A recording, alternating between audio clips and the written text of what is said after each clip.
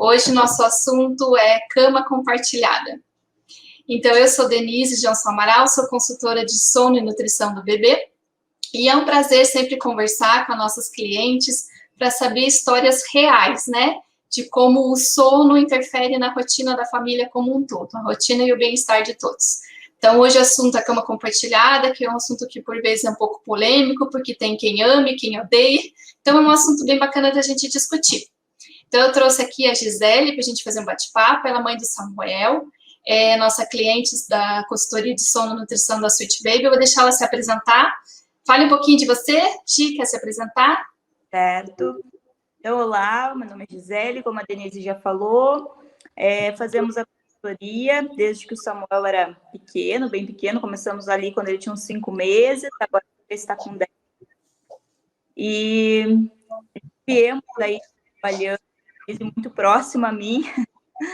E ele está, né, agora com o sono já bem resolvido. Se eu for contar em detalhes aqui como era o sono dele, como está agora, é quase inacreditável.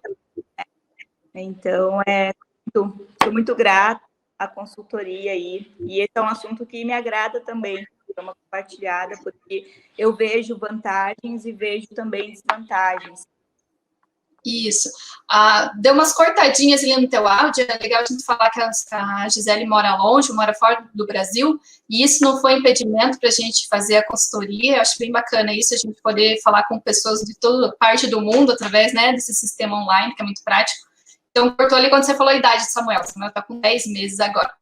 Então, ali no primeiro mesinho, Samuel acordava acho que só umas 2 vezes por noite. Foi um primeiro mês, assim, até que eu considero tranquilo. E ele ficava no bercinho do meu lado, colado na minha cama, né, do meu lado da cama. A grade saía, né, e ele ficava encostado mesmo na nossa cama. E ali, esse foi razoavelmente tranquilo. E ali, do primeiro para o segundo mês, eu fui vendo que, às vezes, assim, eu amamentava, largava ele no berço e dava um tempo ali, e ele já, um tempo curto, não um tempo longo, e ele já chorava e peito de novo. Então, eu tinha que pegar ele de novo. Então, às vezes, eu vinha para a poltrona de amamentação, às vezes, eu passava a noite na poltrona de amamentação. E aí, com o tempo, fui vendo que se eu colocasse ele na cama comigo, para amamentar, era mais fácil, mais cômodo para mim, porque eu não precisava levantar e não precisava ficar pegando ele, né, e tal. Eu simplesmente ficava virando de lado, solicitava o peito para eu, né, dar o outro lado do peito, eu virava de lado na cama, e aí ia amamentando e passando a noite assim, e eu não precisava, assim, acordar. Claro que você acaba acordando, que o bebê solicita, mas eu não precisava levantar, não era um grande despertar, era um pequeno despertar. E isso foi, a gente não ficou incomodado, eu e meu marido, com essa situação. A cama compartilhada para nós não foi algo assim ruim. Então, as coisas foram migrando e eu fui percebendo que quando ele foi ficando maior, muitas vezes ele acordava por essa necessidade do peito, assim, e não era uma necessidade de fome, não era uma necessidade física. Ele acordava porque ele, que estava acostumado, ele queria o peito ali para dormir de novo. E aí foi mais ou menos quando a gente começou a conversar, né, eu com você, e vendo que ele estava ficando assim grande, ele começou a rolar, né, e aí aquilo começou a me preocupar dele poder cair também. Então, foi uma questão também de segurança, né? E eu até conheço uma mãe aqui que a nenê rolou e acabou caindo no chão, então aquilo me apavorou muito na época, eu lembro. Então, foram os motivos que fizeram com que a gente, né, muitos despertares dele. Então, eu vi a necessidade de que ele começasse a aprender a dormir sozinho, né, ser um pouco mais dentro da capacidade dele, né, de um bebê, e a questão também da segurança. Então, foram esses os motivos principais. Entendi. Então, por um tempo, você acha que foi bom, né, para vocês, mas em determinado momento você percebeu que precisava, né, fazer a transição da cama compartilhada para o berço para promover melhorias no sono dele. Então, você acha que depois que você fez essa transição, o sono dele melhorou?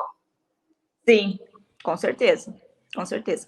Eu acredito muito, Denise, na esterogestação, sabe? Aquela teoria que o bebê ele não se identifica como ser um indivíduo ali. Isso, a adaptação, né, da vida fora do útero. Então, eu acredito que ali, para aquele início, foi bem importante, assim, sabe? Tanto para mim quanto para ele. Tanto que as primeiras noites que ele dormiu no berço, eu dormi pior que ele. Eu tenho certeza disso. Então, eu lembro que as primeiras noites ainda, eu deixava ele dormir no berço, e ali pelas 4, 5 da manhã, mas a última vez que ele iria acordar, eu pegava ele e acabava deixando ele comigo, mais por uma questão minha, que eu ainda precisava dele ali comigo, do que dele realmente. Lembrando que a esterogestação isso aí, é a adaptação da vida fora do útero, que é até uns 3 meses. O problema gera quando a gente não coloca o limite e isso vai ficando, né? A dieta sempre, muitas vezes, porque os pais têm o medo mesmo de mudar, né? O medo de implementar uma rotina diferente, o medo de fazer uma mudança. Uhum. E eu acho também, Denise, assim, pela minha experiência, né? Não posso falar por todos, mas sim, às vezes a gente subestima os filhos. A gente acha que não vão ser capazes, sabe? Isso é uma coisa que eu falo bastante para as mães, que a gente sempre tem que pensar que o nosso filho é capaz. Só que o nosso primeiro pensamento, o receio de mãe, é achar que ele ainda não está pronto, que ele não tem condições de aprender aquela habilidade. Então, eu queria que você falasse um pouco disso. Você acha que conseguiria sozinha, sem orientação, fazer a transição? Eu acho que conseguiria, mas talvez fosse mais difícil. O que você tem para dizer em relação a ter uma ajuda nesse sentido? Não, com certeza, assim, Denise, eu não teria conseguido. E assim, às vezes, hoje olhando, né, parece que faz muito tempo que aconteceu isso tudo, né? Mas são só 5 meses ali, né?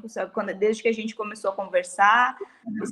Claro que eu viajei nesse meio tempo, teve dentinho, né? Teve uma série de coisas e tal.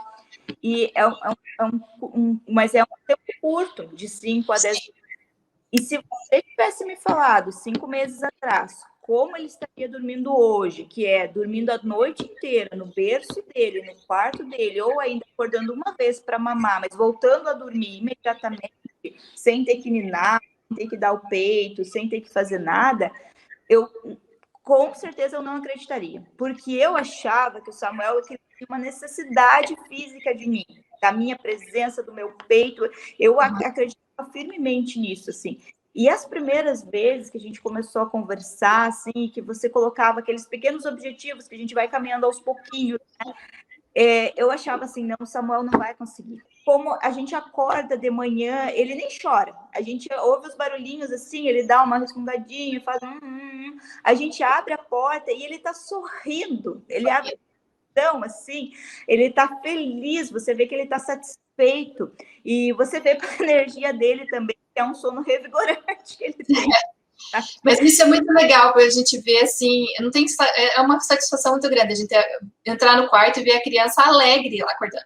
Porque a criança que não dormiu bem, ela acorda chorando, ela já acorda irritada, já acorda mal-humorada. E a criança que dormiu bem, que dormiu tudo que deveria, ela acorda nessa animação, acorda feliz para aproveitar o dia.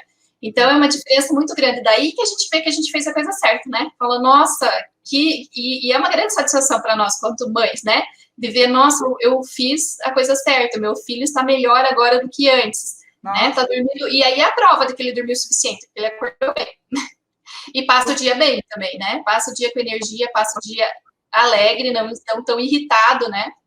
E dorme bem durante o dia também, sabe? Melhorou o sono do dia também, né? Nossa, às vezes ele só dormia no sling, né? Vamos falar, praticamente, né? E hoje ele tá dormindo mais ou menos 1h30 da manhã, 1h30 da tarde, ou às vezes vai até 2 horas sozinho no berço direto. Então está muito tranquilo e isso assim agregou muito a nossa vida. E assim, agora falando um pouquinho até dali da questão de não ficar muito tempo fazendo cama compartilhada, por exemplo, tem a questão, por exemplo, eu tenho banheiro no meu quarto. Então, por exemplo, quando o Samuel dormia com a gente não podia tomar um banho mais tarde, porque a gente ficava com medo de acordar ele que estava ali do lado. Então, assim, ou eu não tenho televisão no quarto, mas acho que televisão no quarto, acabam não assistindo mais, ou até não deveriam assistir com a criança dormindo ali, eu penso assim, né?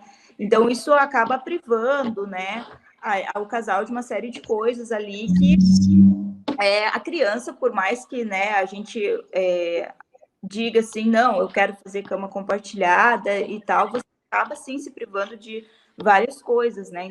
E, então, assim, a cama compartilhada para mim foi ótima, eu acho que eu não me arrependo, assim, mas é bem como você falou, tem um tempo para você perceber, né, que você percebe que a criança não precisa mais daquilo e que para você também está cansativo, exaustivo. Hoje eu vejo que eu durmo muito melhor também, sabe? Isso. Você começou a transição, ele tinha o quê? 6 meses, mais ou menos? 5? 5, a gente começou 5 a conversar. meses, né? Então, até os 5 meses ele dormiu com você.